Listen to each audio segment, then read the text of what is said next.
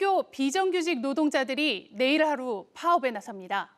안전한 일터에서 차별받지 않고 일하고 싶다는 요구입니다.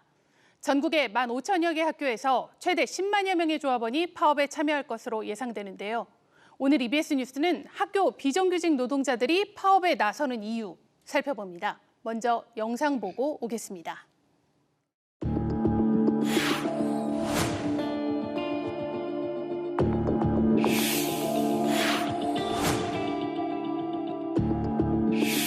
죽지 않고 일할 권리 쟁취하자. 쟁취하자! 쟁취하자! 쟁취하자!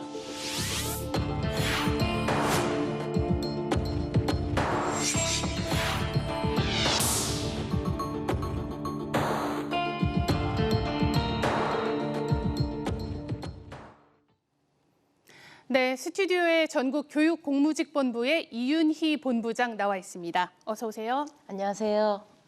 네, 내일 하루 학교 비정규직 노동자들이 총파업을 예고했습니다. 3만여 명의 노동자들이 서울에 모여 집회를 열 예정인데요. 총파업에 나서게 된 배경 먼저 설명을 좀 부탁드립니다.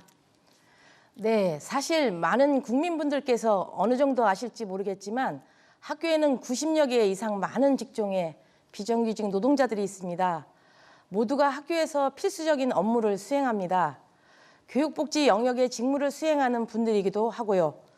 그런데 지금까지는 이분들의 임금 체계가 명확한 기준 없이 주먹구구식으로 정해져 온 거죠. 저임금이 구조화되어 있기도 하고요. 교육복지 영역에서 일하는 노동자들 운영부터 주먹구구식이니 학생들에게 체계적인 복지가 전달되기 어렵습니다. 그래서 올해 노동조합은 임금체계 개편과 이를 바탕으로 한 교육복지 강화를 요구했습니다.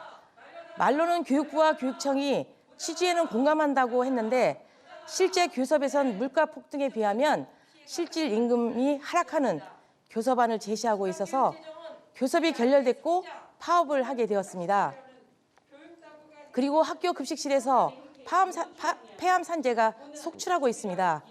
그런데 교육부는 사람을 살릴 대책은 세우지 않고 수수방관하는 문제도 있고요.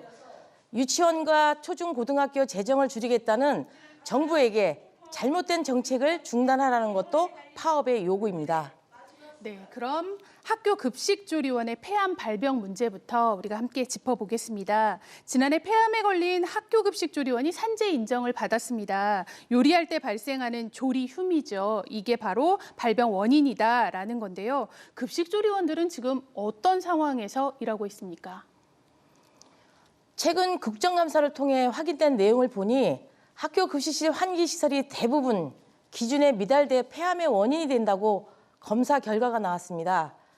여전히 수만 명의 노동자들이 발암물질을 흡입하며 일하고 있는 셈이고요. 여기에 또 다른 공공기관, 단체 급식에 비해서 1인당 식수인원 기준이 너무도 열악합니다. 적은 인원이 압축적인 고강도 노동을 하는 거죠. 이 때문에 흔히들 골병이라 부르는 근골격 질환을 직업병으로 앓고 있고요. 넘어지거나 큰 화상을 입는 일도 많고요. 조리만 하는 게 아니라 천정호두를 청소하다가 떨어지고 칼로 베이는 등 학교가 산재 백화점이라 불리는 상황입니다. 네, 일의 강도도 높고 할 일도 많고요. 그렇다면 안전하게 일할 수 있는 급식실을 만들기 위해서는 어떤 대책이 필요하다고 보십니까? 앞에서 말씀드렸던 것처럼 노동자 1인당 식수 인원을 줄여서 노동 강도를 낮추는 게 필수적입니다.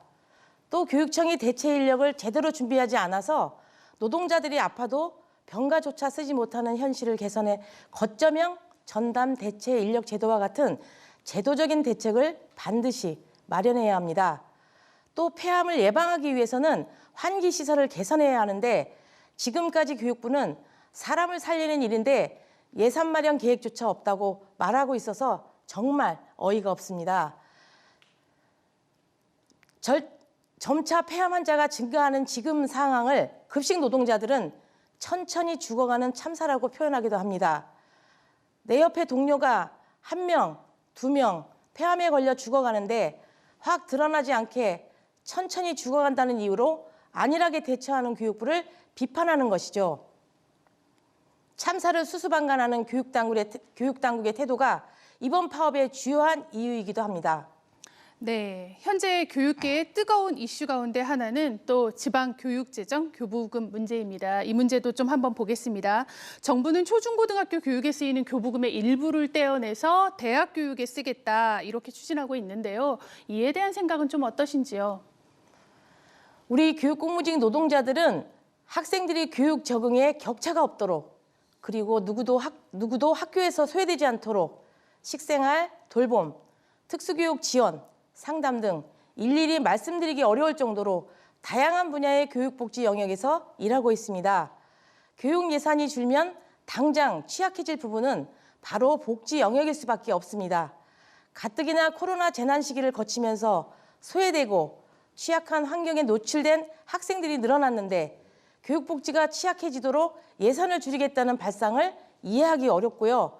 오히려 여러 사업을 분산된 교육복지를 하나의 체계적인 시스템으로 만들어야 한다고 생각합니다. 무엇보다 정부가 주장하는 교부금 개편 방식은 윗돌 빼서 아랫돌을 개겠다는 방식에 불과합니다. 대학을 안정적으로 지원하기에도 적절하지 않습니다. 고등교육을 지원하는 별도의 교부금을 만드는 편이 적절하죠.